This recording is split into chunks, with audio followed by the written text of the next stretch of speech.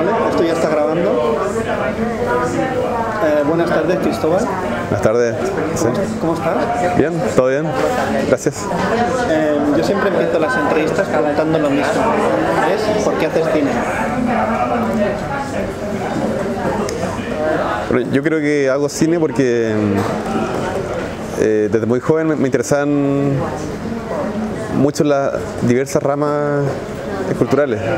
Partí dibujando, después me interesó mucho la música, me interesaba la escritura, la narrativa, la poesía, la fotografía, la pintura y de cierta forma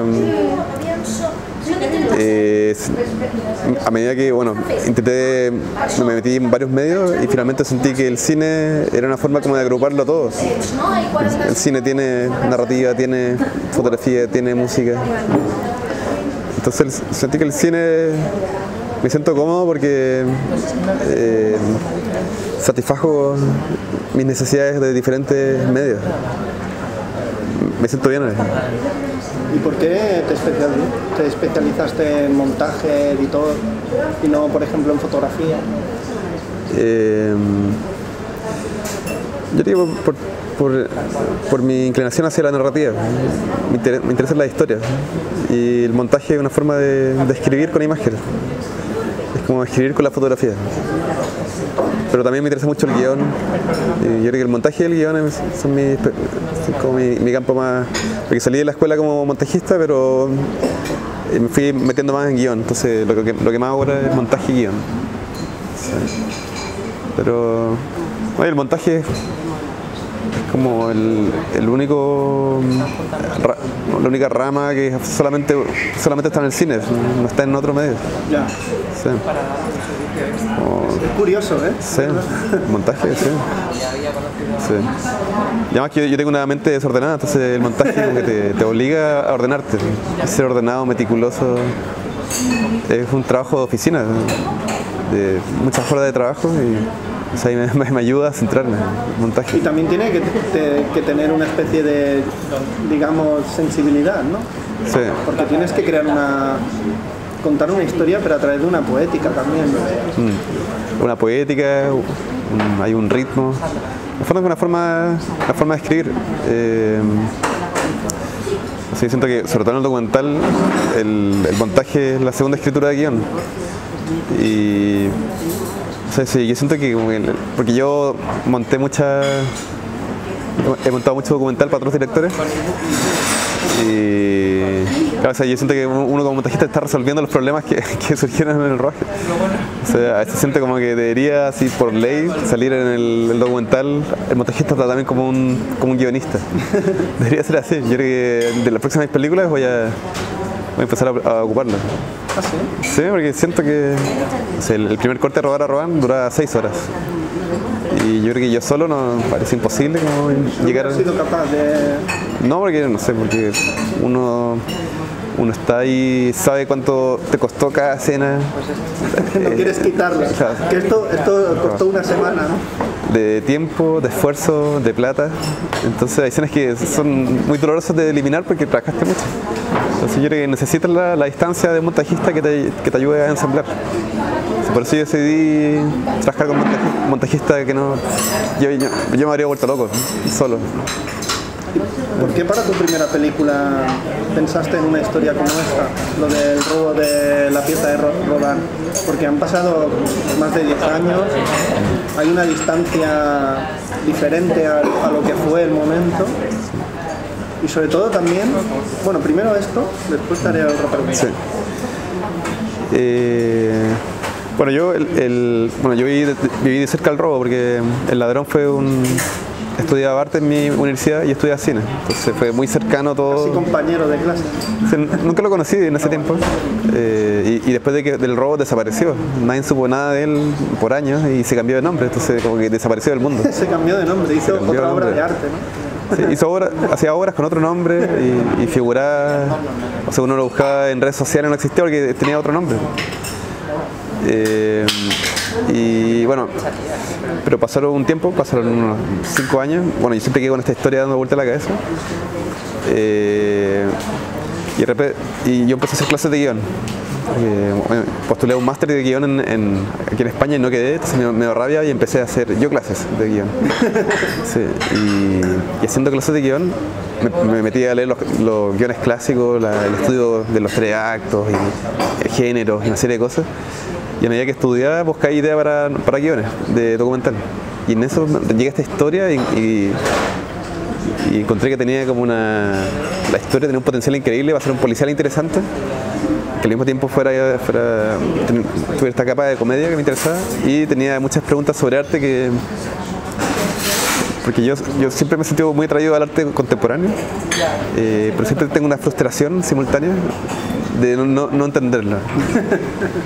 Entonces esta película me da la posibilidad como de poder meterme de lleno en una propuesta de arte contemporáneo que tiene muchas preguntas. Entonces la película yo creo que se interesa más por las preguntas que las respuestas.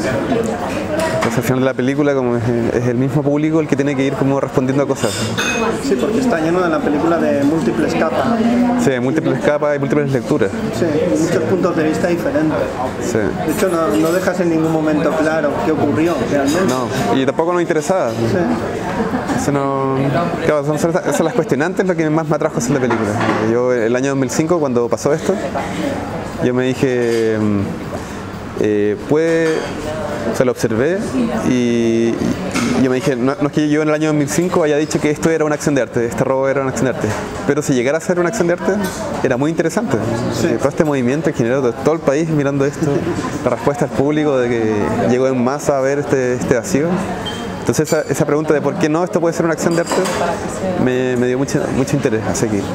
También me puse en la posición de qué hubiera pasado si el ladrón habría sido un artista famoso. Quizá la respuesta habría sido validada por todo el mundo. Entonces, no sé, esa pregunta. Creo que utilizando lo que ocurrió en los años 80 con la silla y tal, esa, digamos, obra de arte expuesta a la entrada del museo, también le das otro punto de vista a lo que estás contando. Claro. Porque ahí o sea, lo que comentabas sobre el arte, ¿no? Sobre qué es el arte y hasta qué punto, y lo que acabas de decir ahora con si hubiera sido un artista famoso, ¿qué hubiera pasado? Claro. Yo creo que no, hubiera sido completamente diferente, ¿no? La historia. Sí, quizás habría sido admirado y habría, no sé, figurado en libros, habría sido parte de la historia del arte de Chile, quizás. Pero no, fue completamente ridiculizado. Sí. Fue hazme reír un poco. Cuando pasó esto nunca se pasó a los teóricos, los artistas no se interesaron. Y quedó en el consciente colectivo de Chile como una historia divertida, ¿no? Y fue recién gracias a la película, que no sé, 2 años después, en que ahí empezaron a ver texto y gente que empezó a agarrar este tema. Entonces, mucha gente que ha dicho que la película de alguna forma viene a cerrar la obra que hizo Emilio. ¿Tu intención haciendo la película cuál era? Después de todo este proceso. Sí, mi intención era como abrir un debate. Sí. Abrir un debate, como enfrentar al público a estas preguntas y que intentara como resolverlas, no sé, como obligarlo a cuestionarse cosas sobre el arte y el arte en Chile. Porque lo que en su momento la noticia fue ridícula, en tu película ya no lo es. No, bueno, la película tiene como va como mutando, porque tiene como 2 mitades. Sí. Que una es muy rápida y policial y más divertida, y la segunda uno empieza a meterse más en la cabeza de Emilio y uno empieza a darle como la oportunidad de, bueno, quizás esto puede ser, porque y interesante porque la gente que más le da como validez son la gente de afuera, la gente fuera de Chile, los franceses. Entonces poco a poco uno empieza a decir como, claro, esto quizás podría haber sido interesante, o sea, podría haber sido una propuesta coherente, con fuerza. Sí. Y ahí, bueno, y nuestra intención era como entregar al público estas posibilidades de interpretación, y una de esas fuimos entrando a poco a la parte como más psicoanalítica, como la relación entre la biografía de Emilio con esta obra que hizo. Y después conversar. En su propia ausencia, ¿no? Su propia ausencia. Hacia el padre, ¿no? Sí. Sí. Todo está como conectado, ¿no? En cierto modo. Sí que podría ser posible lo que plantea la película. Claro, sí, porque incluso aunque todo eso es falso, todo es una gran mentira, un invento del abogado, un invento de alguien, pese a todo, la ausencia de la obra de Rodin en el museo generó un movimiento gigantesco en Chile. O sea, esas imágenes que salen en el documental de estas colas de gente afuera del Museo de Arte, que es el museo más importante de Chile, no se da nunca ha vuelto a pasar. O sea, ¿por qué crees que la gente iba al museo? ¿Tú cómo, o sea, por qué generó una expectación en la gente o un interés, una curiosidad cuando antes no lo era? ¿No crees que dice también mucho de cómo, por ejemplo, en Chile se mira el arte? Por ejemplo, porque se valora más lo que hizo este señor en Francia y no en Chile, ¿no? ¿Crees que viene de todo eso, de una falta de información sobre el arte? Sí, no sé, yo creo que el impacto y el vacío, no sé, genera esta atracción. Como que no eran motivos artísticos, eran motivos casi, no sé, psicológicos. La gente llegó en masa.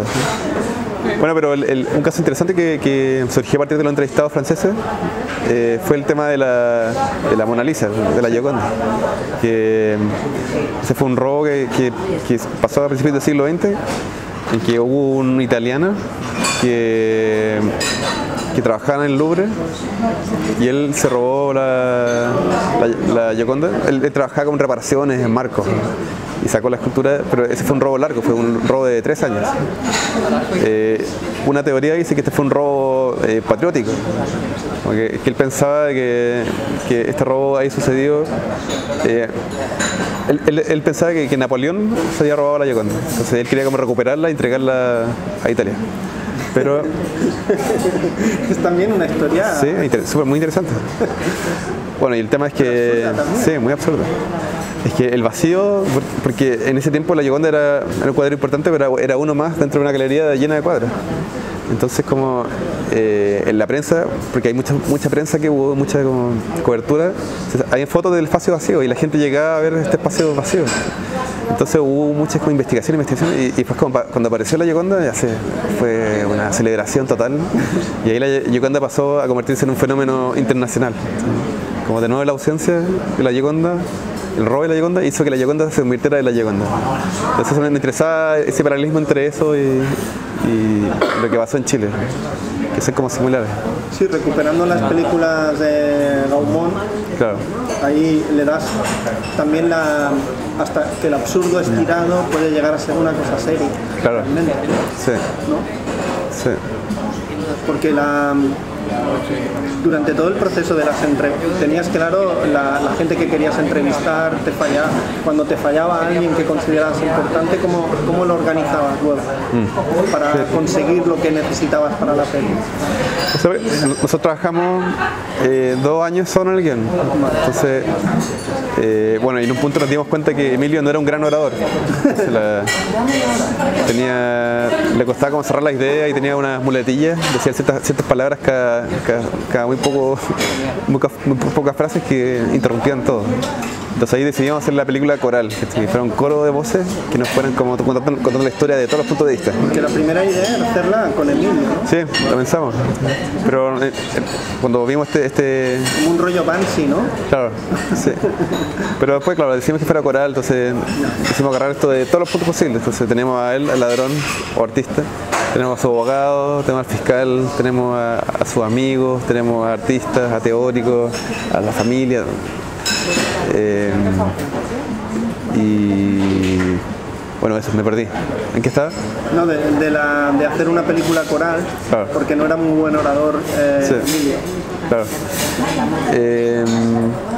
Claro, entonces... Porque estuviste trabajando 2 años claro. en el guión. Sí, sí. Y yo te he preguntado que si te fallaba al claro. entrevistador. Bueno, entonces hicimos toda esta investigación y tenemos como un guión temático de contenido. O sea, trabajamos, porque como yo estudié mucho guión, identificamos ciertos como puntos de giro en la historia. O sea, primero la escultura desaparecía, después la escultura aparece, porque Emilio dice que se la encontró. Después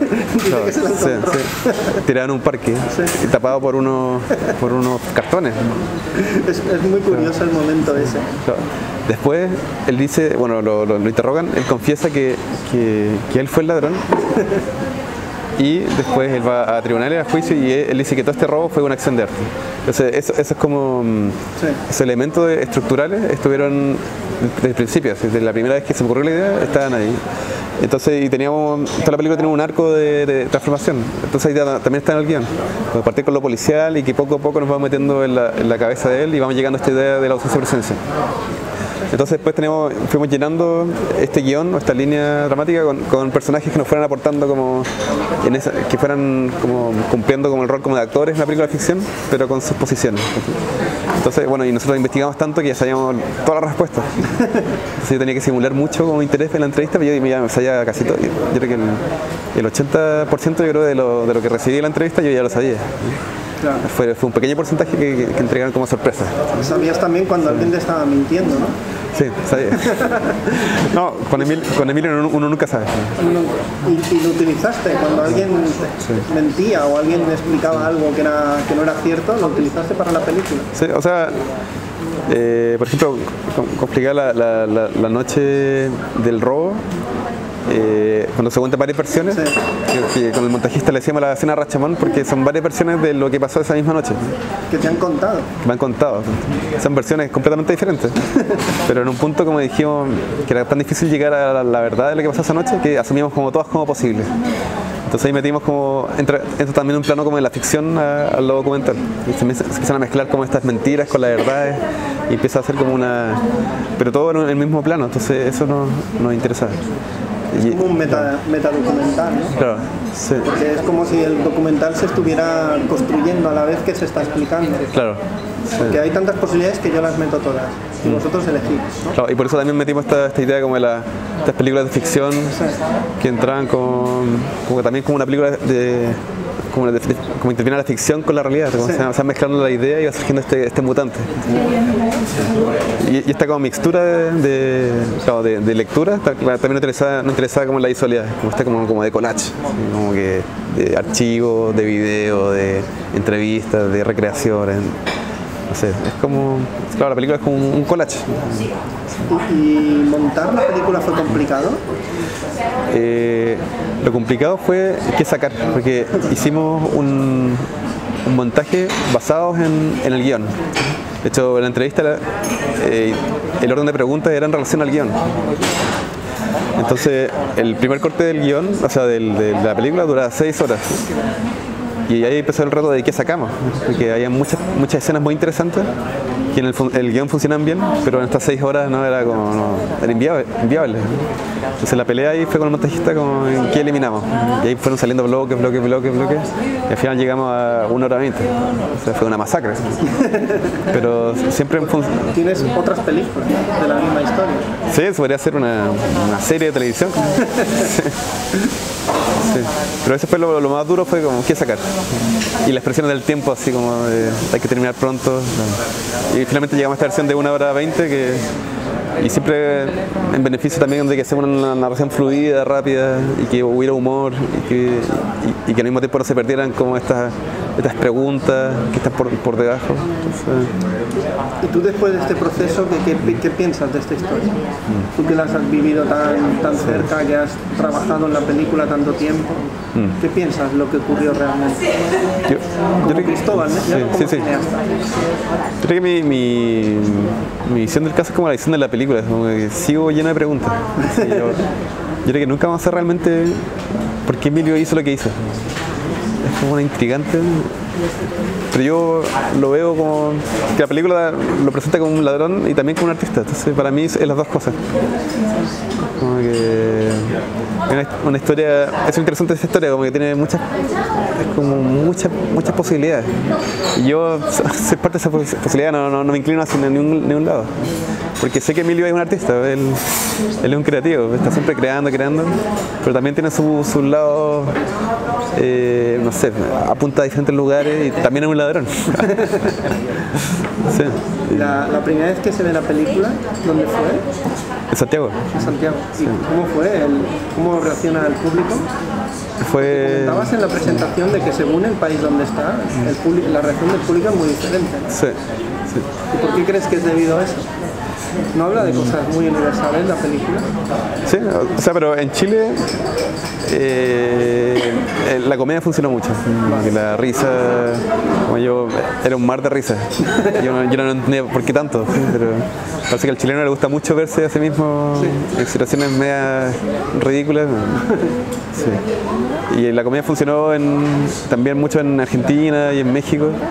Y en países que no hablan español se han metido más como en el tema de la ausencia de presencia, como que se han ido a la parte más seria, pero era la intención de la película, como que estas diferentes posibilidades de lectura. Entonces para mí las dos versiones, las dos posibles reacciones son un éxito para mí. Yo hay momentos de la película que me río, pero otros es más serio. Sí. Y esa seriedad me da risa a veces, claro, porque se llegan a conclusiones y reflexiones que son casi surrealistas, que parece que no son reales. Parece que la persona que estás entrevistando parece un actor que está interpretando un personaje. Sí. Con esa seriedad o ese academicismo, ¿no?, que a veces tienen personas que se dedican al mundo del arte. Sí. Igual elegimos a los entrevistados también con una idea como hacer contrastes. Sí. Como que alguien te entrega algo, te entrega otra cosa, otro muy divertido y te van dando un ritmo. Entonces, claro, es como casi fue como un casting, como un casting de actores, pero con entrevistados. Sí, uno puede hacer contrapunto y claro, entonces bueno, y también nos interesaba, como decidimos no poner los nombres de los personajes porque nuestra idea era como que no había por qué validarlos como no sé, Juan no sé cuánto, el presidente no sé qué. No nos interesaba como que fueran validados por un texto, sino que fuera la historia lo importante. Pero al mismo tiempo nos interesaba como la fotografía, no sé, como también el entorno y la iluminación y todo, como que nos entregara información sobre ello. Y ahora, para terminar, Cristóbal, me gustaría que me explicaras qué película cambió tu mirada como espectador o una de ellas. ¿Como espectador? Sí. Todos tenemos muchas, con que me digas alguna. Yo creo que, bueno, la película que me afectó mucho, porque yo digo porque la vi muy niño, y en ese momento quizás no lo entendí, pero ha sido siendo parte de toda mi vida, que es la 2001 de Kubrick. Y ahora se cumplen 50 años. Sí. Este viernes se reestrena en España. ¿En serio? El día 1 Buenísimo. Se reestrena en España porque se cumplen 50 años de la película. Bueno, esa película yo la vi cuando... 39 escalones, una distribuidora que reestrena películas antiguas. Bueno, yo cuando era muy niño, tenía como 5 años, volvía del jardín infantil, y yo sabía ocupar el Betamax en ese tiempo. Entonces ponía las películas que veía mis papás. Y ahí vi esta película de 2001, ni siquiera la vi entera, digo, en fragmentos, ¿sí? Pero me quedó así toda mi infancia dando vueltas y la dibujaba, y después lo veía en enciclopedia y no entendía por qué estaba en enciclopedia, si era una película como nueva, pero en verdad se había hecho hace 20 años, 30 años, entonces esa película me marcó, yo creo. Sí, también es como el momento en que sale este plinto, como donde está la escultura, este lugar blanco. Y también tiene como cierta similitud a Kubrick. No sé. Bueno, Kubrick es tan importante que es casi un cliché decir que te gusta, pero para mí es muy importante. Sí, y leo mucho de él y no sé, lo admiro mucho. Yo también soy fotógrafo, así también siento una colección por ese lado. Sí. Pues Cristóbal, muchas gracias por, gracias a ti por tu película. Yo siempre digo hasta la próxima película. Ya. Sí. Espero que no me demore 6 años como la anterior. Gracias. Ya, gracias a ti.